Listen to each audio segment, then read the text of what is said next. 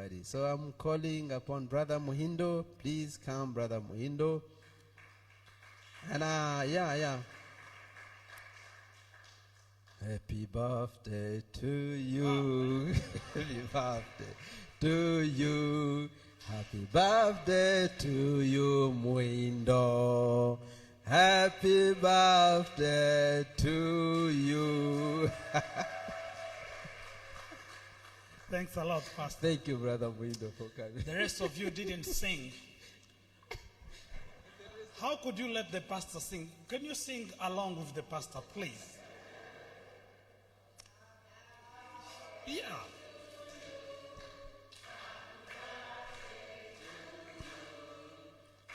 Birthday to you, Muhindo Sukiro. Happy birthday to you. Let's clap to the Lord. Thank you very much, Pastor, for that happy birthday. It's indeed a happy birthday and a rainy birthday, a cold birthday, but the hearts are warm. And also it's a very special day because yesterday we welcomed our new baby boy.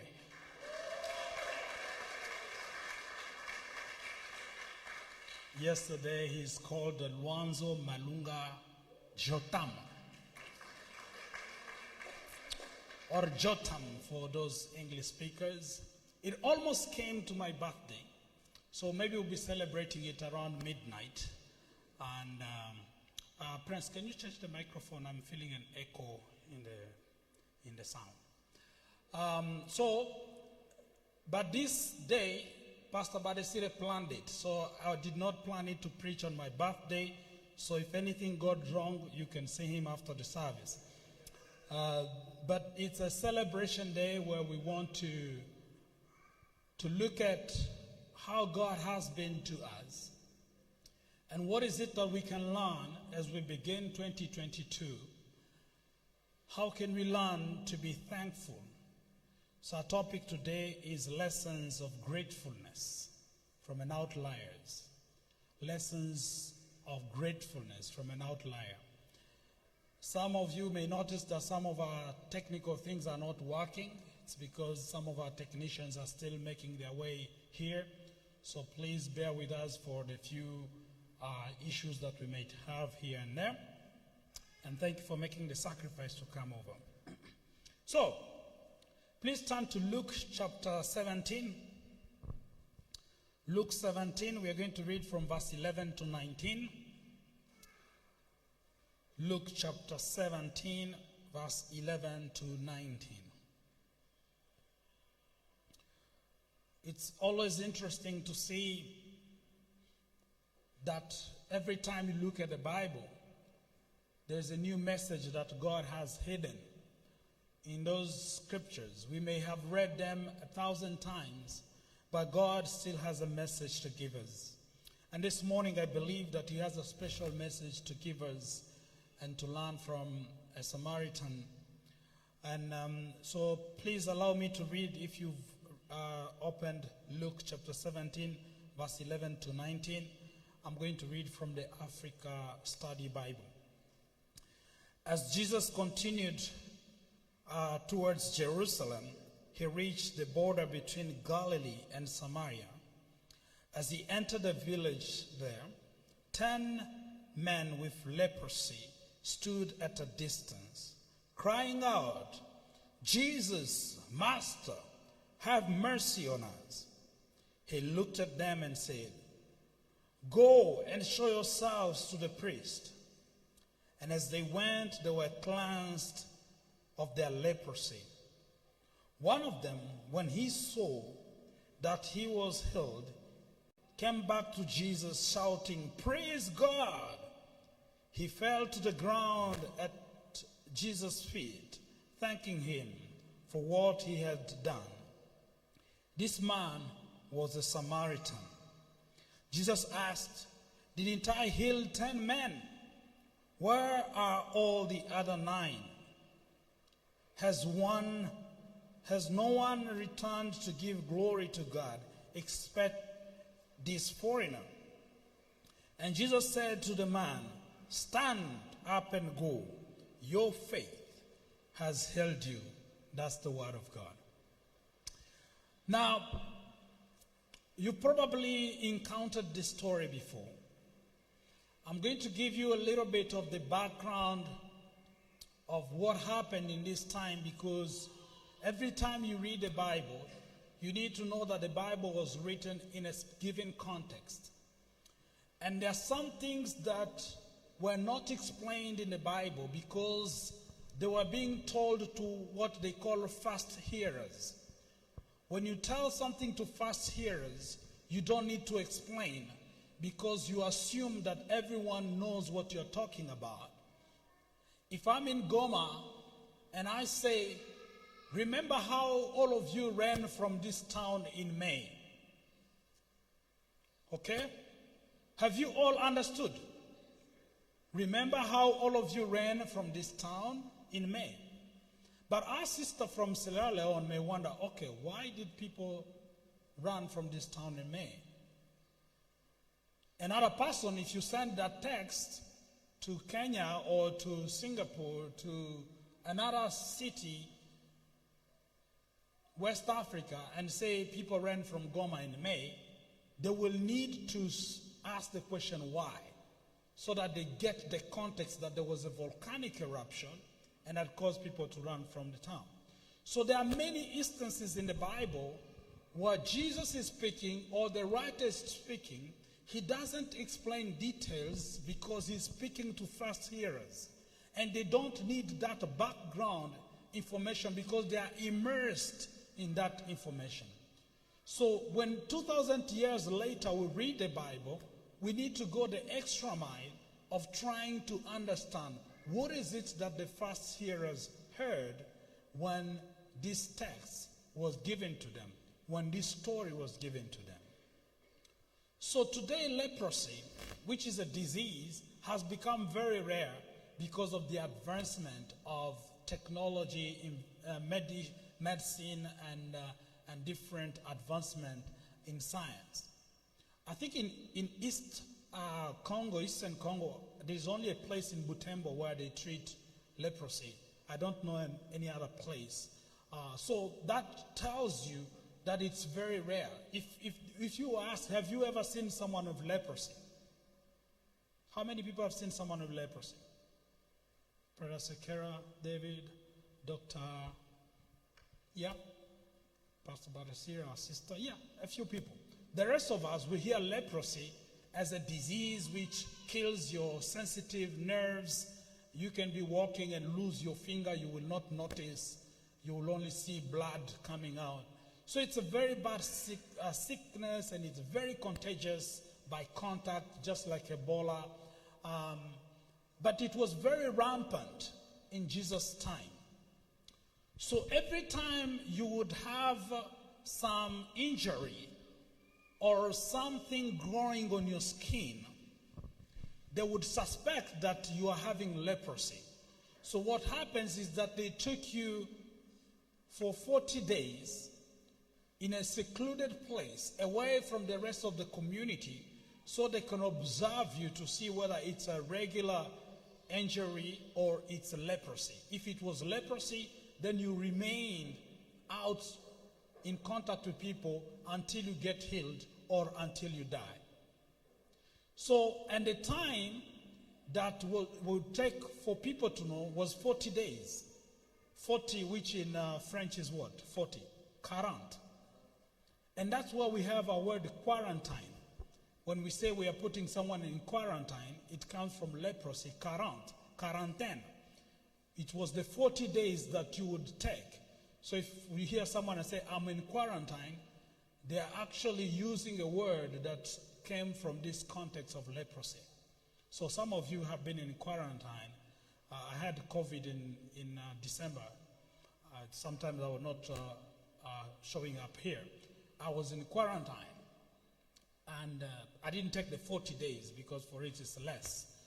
But that word quarantine comes from this text, from this context where you are secluded, you are put aside so that you don't get in contact with the rest of people. So imagine the kind of life that you need to live where you can't get in contact with your loved one, with other people.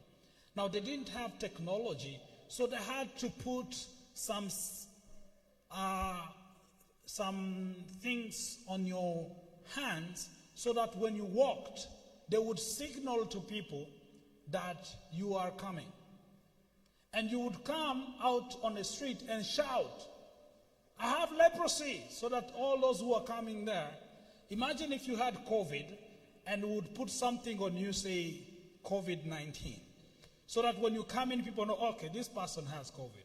Or we say, if you have COVID, you have to shout when you are still 10 minutes away, "COVID, COVID," so people can take the social distancing. That's the context in which these people were living. That's why you would see, if you look at verse 17, actually, no, not verse 17, verse 12. Verse 12 says, "As he entered a village, 10 men with leprosy stood at a distance." You see that word?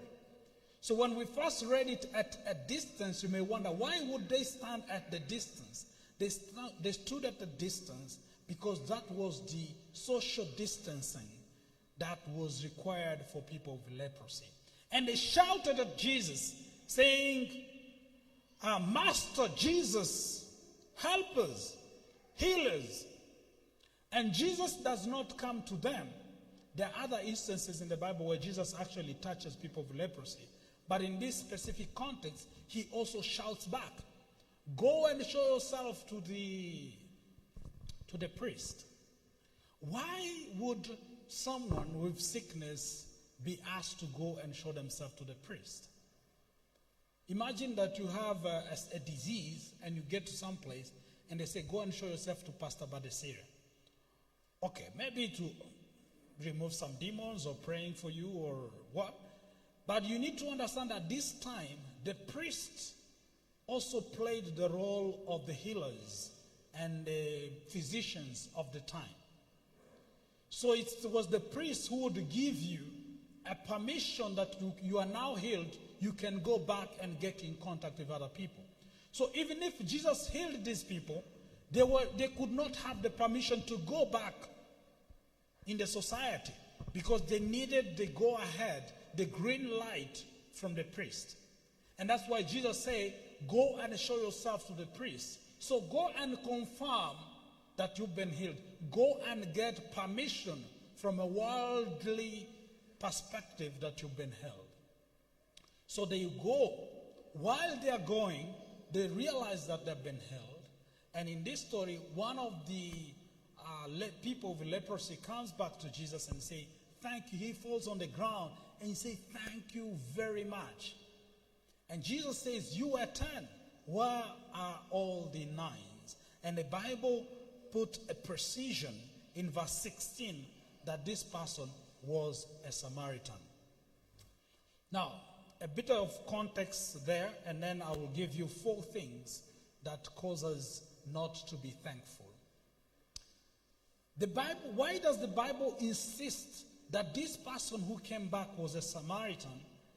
Because as we know from the story of the Good Samaritan, from the story of Jesus and the well in John chapter 4 with the Samaritan woman, the Samaritan were not seen as pure Jews.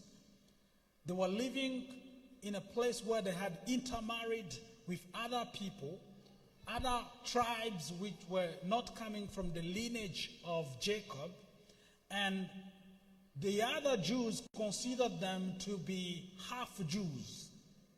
So actually being called a Samaritan in Judea and Galilee was a derogative term, was an insult somehow. I know some equivalent for us in the DRC, but I will not say them because I cannot say them on the pulpit. But we have them. You can imagine some terms that you can use. This person is from such and such a place. This person is from such and such a place. So then the Bible said that this person was a Samaritan. And the Samaritan comes and thanks God for all the healing that they have received. Now, It is an interesting story. It's a very straightforward story where you learn that this single person who comes back to Jesus, on top of having physical healing, Jesus tells him that your faith has healed you. Why does he tell him that your faith has healed you? And yet he just came to say thank you. And here we see that the Samaritan, when Jesus said the words, "You are healed," and he went and saw that he was healed, he came back to Jesus. They didn't say that he went all the way to the priest.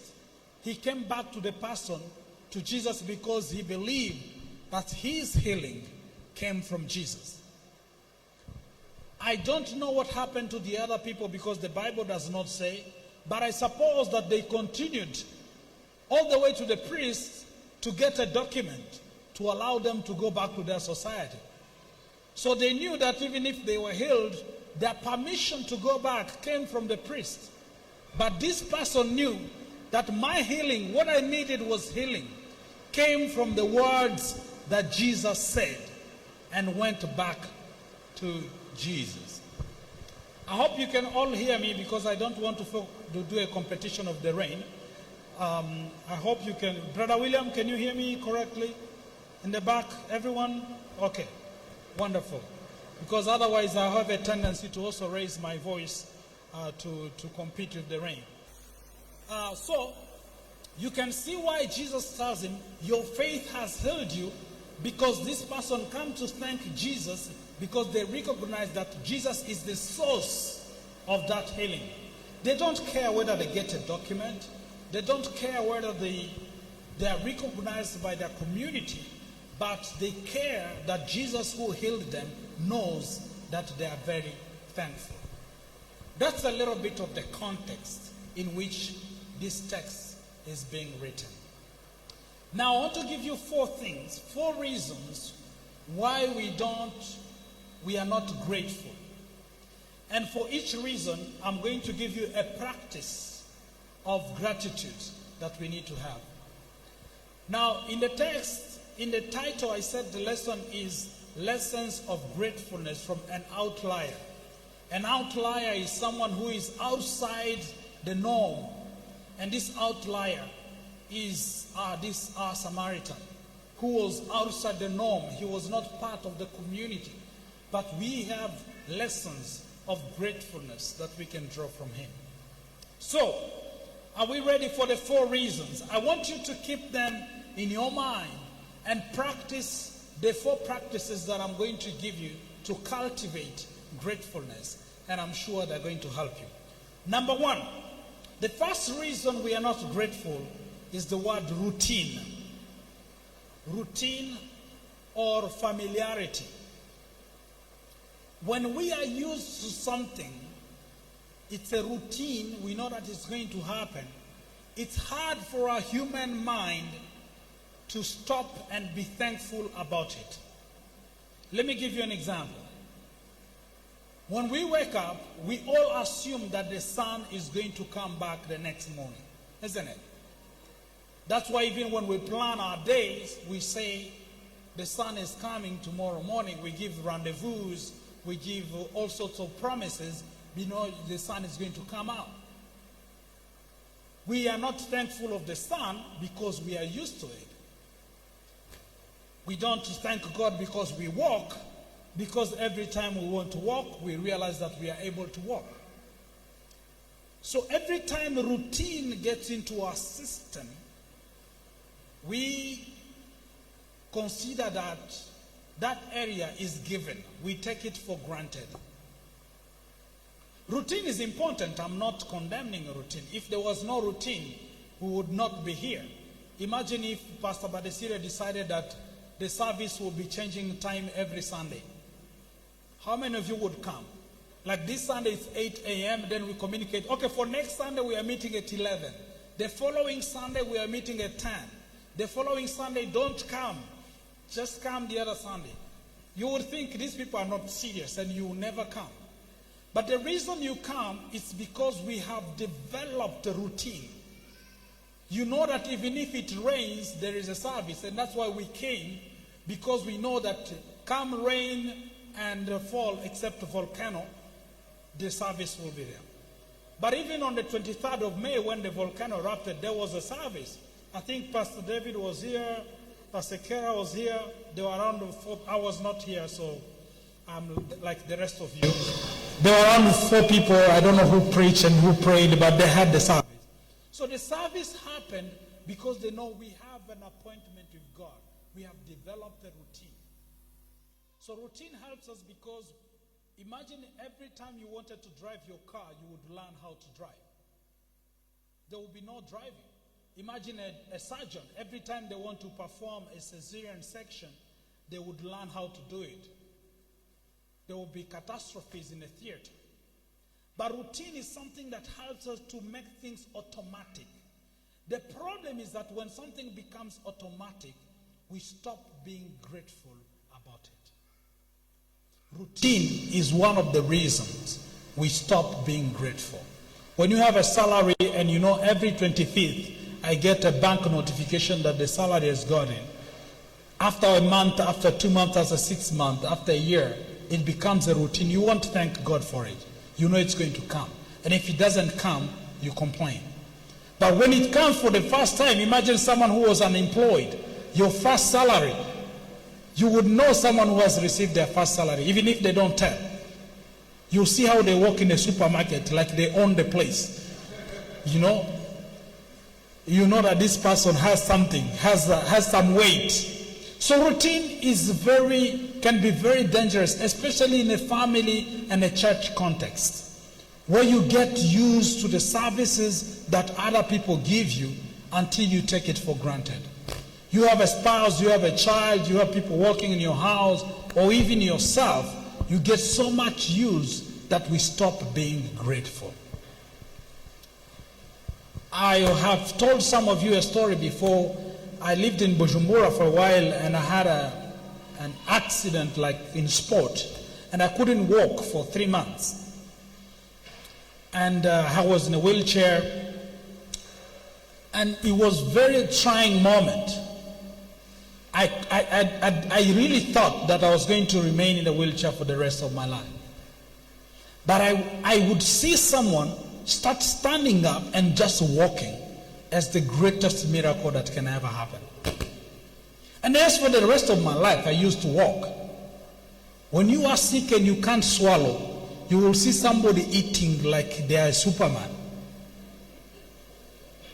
A person who cannot speak, they see us speaking like we are superhumans because they are able to appreciate the routine that we have integrated in our minds and we have stopped being grateful.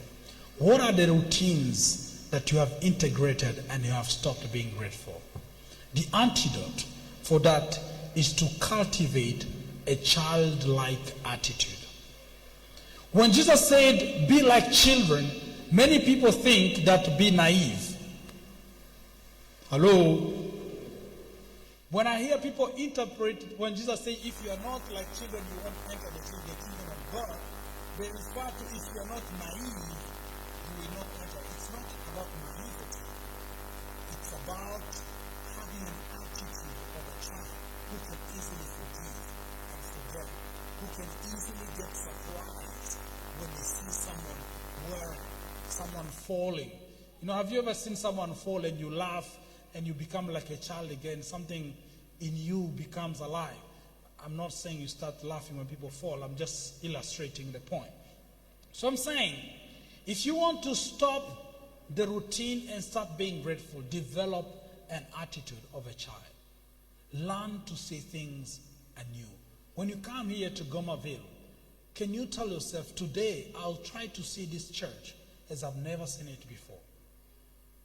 Today I'll try to see Pastor Baresiri as I've never seen him before. Today I'll try to sing this hymn that we've sung that I've never sung it before. Today I'll try to live the day that I've given that I've never seen it before. But you know, in reality, every experience is new. There are no old experiences. You are sitting in this church, in this service, for the very first time. Those other times have passed. Today is a fresh moment that we can be grateful for. So as we live around the routine of our lives, I want us to develop a childlike attitude and be thankful. The first thing we've said is routine, and the antidote is developing a childlike attitude. The second thing, I'll go very fast, is entitlement. Entitlement is when you say, this is my right, I deserve it, it's mine. You are entitled to the thing, you stop being grateful. I'm not grateful for my phone. Why? It's mine. Why would I be grateful? If you find me being grateful for my phone, would you think something is wrong with me? You would think something is wrong with me. It's yours. How can you start thanking it? That's idolatry. Every time we become entitled, we stop being grateful. In any relationship, we did the relationship with God, with people, with creation, with every time you find yourself becoming entitled, even in a job circumstance, you will stop being grateful. So I'm not saying you go and disown everything that you have. What I'm saying, the antidote is to consider life as a privilege. Every contact as a privilege.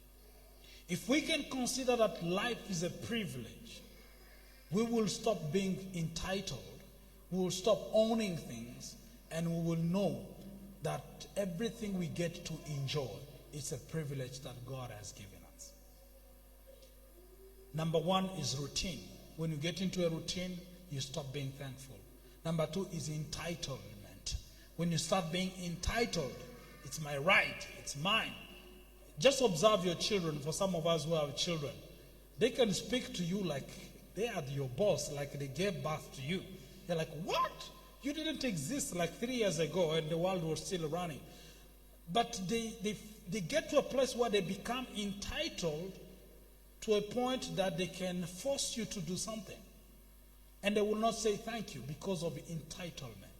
Are there things in our lives that we are not thankful for anymore, even in our families, because we are entitled? The antidote: consider life as a privilege. Consider an experience as a privilege. Number one, routine. Number two, entitlement. Number three, suffering. Suffering has a way of taking our joy of gratefulness away. All of us have suffered. Some of us are suffering and others will. In relation to routine, let's be like children. Let's develop a childlike, a curiosity of children. Entitlement causes us not to be grateful. Let's consider life as a privilege. Suffering causes us not to be thankful. Let's count our blessings. Lastly, comparison, comparing ourselves to others. Competition. Comparing yourself to others will cause you not to be thankful for what you have. I know people who have a very good day until they open Facebook or Instagram and they see all the birthday that happened during the weekend and they were not invited. And it was a birthday in a cool place. You know that some birthday they don't invite you and you don't care? But there are others you care that they invite you because it says something about you, about your relationship with them, whether you're a cool person, you know, those kind of things. You know, we are human. It happens. But that's a danger when you start comparing yourself to others. You will not be thankful. Because there is always someone who has it better than you in any area that you can imagine. If you think you are rich, come on, look again. If you think you are handsome, beautiful, look again. If you think you are the smartest person, then you haven't traveled enough. If you think that you are the wisest person, then you haven't read enough. So there is always someone who can see things you cannot see. So we need to stop comparing ourselves. What do we do then? We need to experience life not as a context, but as a gift to bring out our full expression. Life is not a context, it's a gift for us to bring out our full expression. God compares Muhindo only to Muhindo. God compares Pastor Badesire only to Badesire. God compares Papa Christian only to Christian. God compares you only to you. So stop. When people have good things that you're not participating, thank God for them. Thank God for them and follow your life.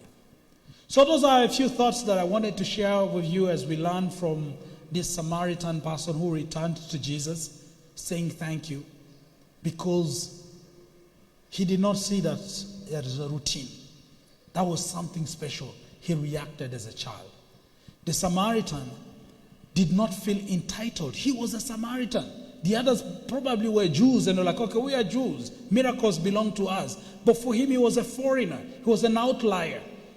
And being an outlier caused him to say, this is a privilege for me. The Samaritan, I forgot number 3, suffering. The Samaritan had suffered this disease, leprosy, for years and years, and considered that this is a blessing that I'm willing to count. This is a blessing that I'm willing to count.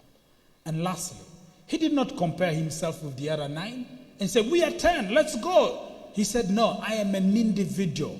I will go as an individual to thank God. God bless you, and God bless his word.